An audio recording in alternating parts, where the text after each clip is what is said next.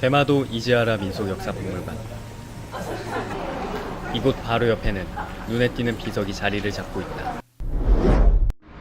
조선국 통신사집이. 일본의 한 섬에서 조선을 가리키는 이 비석의 정체는 무엇일까? 때는 1980년대 대마도 이즈하라 시청이 이곳에 체육관을 지으려고 공사를 시작한다. 이때 땅에서 조선과 고려의 도자기, 기와 등이 다수 출토된다. 출토된 자료들은 외교사절단인 조선통신사의 유물이었던 것이다. 이 유물들을 통해 대마도가 조선통신사의 외교를 위한 징검다리 역할을 했음을 알게 된다. 조선통신사의 첫 여정이 됐던 대마도. 이곳에서 조선통신사 행렬도를 통해 조선통신사의 규모가 어느 정도였는지를 가늠할 수 있다. 그렇다면 이들은 대체 어떤 외교사절단이었길래 유례없는 규모의 행차를 할 수 있었을까? 1592년 4월 도요토미 히데요시에 의해 임진왜란이 일어난다. 7년간의 전쟁으로 조선은 그야말로 쑥대밭이 되고 만다. 도요토미 히데요시의 죽음으로 전쟁은 종결되지만 조선은 일본에 대한 신의가 깨져버렸다. 이에 새로운 집권자인 도쿠가와 이에야스는 조선과의 관계에 목이 힘쓰고 몇 번에 걸친 외교 요청을 통해 1607년 전후 처음으로 사절단이 파견된다. 그렇게 시작된 조선통신사 파견은 한양에서 에도까지 5,000리가 넘는 거리였으며 왕복 8개월에 이르는 긴 여정이었다. 총 인원 30만 명, 말 8만 마리가 동원됐으며 100만 량의 경비가 소요됐다. 이는 당시 일본 막부 1년치 예상을 웃도는 경비였는데 놀라운 점은 일본이 전액을 부담했다는 점이다. 히로시마 시모카마가리. 조선통신사 자료관에 가보면 그 흔적들을 찾아볼 수 있다. 이곳에는 조선통신사 행렬, 그들이 타고 온 배, 일본이 대접한 음식 등을 확인할 수 있다. 특히 이들이 접대한 음식을 보면 조선통신사가 얼마나 귀한 대접을 받았는지 알 수 있다.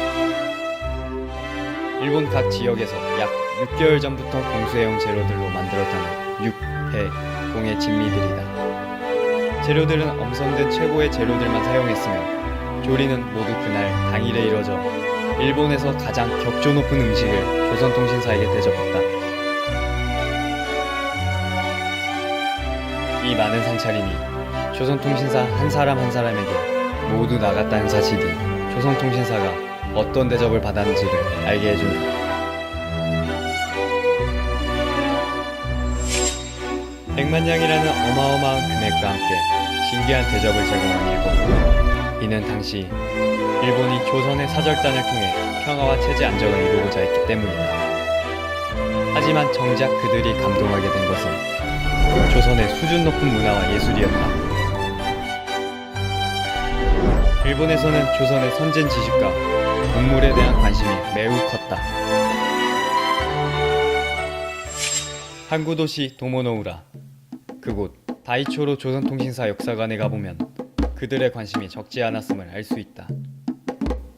이곳에 걸려있는 조선통신사 행렬도가 제일 먼저 눈에 띈다. 조선통신사의 행렬을 자세히 묘사해 놓은 것이다. 또한 이곳은 조선통신사 중 직위가 높던 고관들이 묵던 곳으로 그들이 남기고 간 것들을 적잖게 볼 수 있다. 이들은 조선통신사가 남긴 글을 현판으로 옮겨서 집안의 갑오처럼 전했다. 특히 이곳에는 눈에 띄는 두 개의 편액이 있다.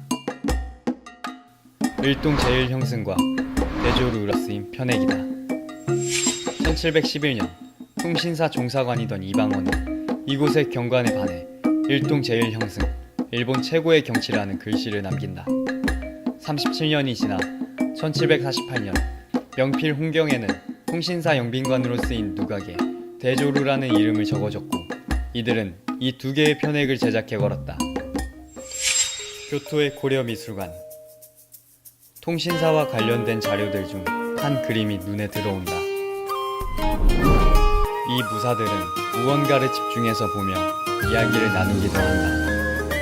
그들이 집중해서 보는 것은 바로 조선의 마상제이다. 달리는 말 위에서 갖가지 재주를 펼치는 마상무예가 없던 일본인들에게 마상무예는 그야말로 충격 그 자체였다고 한다.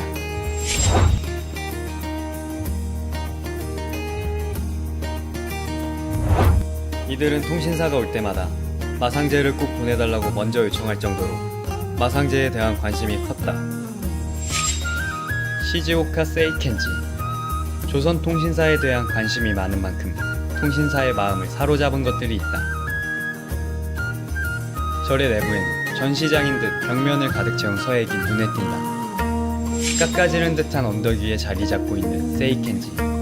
덕분에 탁 트인 바다와 활처럼 휘어진 해안선이 눈앞에 펼쳐지며 멀리 구름과 조화를 보이는 후지산의 풍광이 통신사의 마음을 뺏어가기에 충분했다. 이들은 감탄스러운 신경을 그냥 지나칠 수 없이 글씨로 남겼던 것이다. 하지만 진정 이들을 감동시킨 것은 따로 있다. 이 절은 사실 조선통신사를 요청한 에도 막부의 집권자 도쿠가와 이에야스가 어린 시절을 보낸 절이다. 그는 자신의 운명을 결정한 세키가하라 싸움 등 중요 전투에 출진할 때마다 세이켄지에서 묶었고 최고 권력자인 쇼군이 된 뒤에도 이 절의 후견인을 자처했다. 자신이 가장 사랑한 절을 통신사에게 내어준 이에야스의 모습이 통신사를 감동시켰다. 또한 세이켄지를 떠나는 순간에도 일본의 정성은 계속됐다. 대표적으로 사타고개와 하코네 옛길이 그렇다. 원래 이곳들은 사람들이 다니는 길이 아니었지만 조선통신사가 이동할 수 있도록 길을 개척한 것이다. 오직 조선통신사만을 위한 길을 만들었다니 통신사는 보다 편하고 빠르게 갈 수 있었다. 그들의 목적지인 에도성까지 말이다. 일본의 신의와 환대로 통신사는 에도성까지 무사히 도착하게 된다. 이에 조선통신사의 마음의 문 또한 조금씩 열리기 시작하고 일본의 깊은 믿음과 호의는 단절됐던 조선과의 관계를 회복시키게 된다.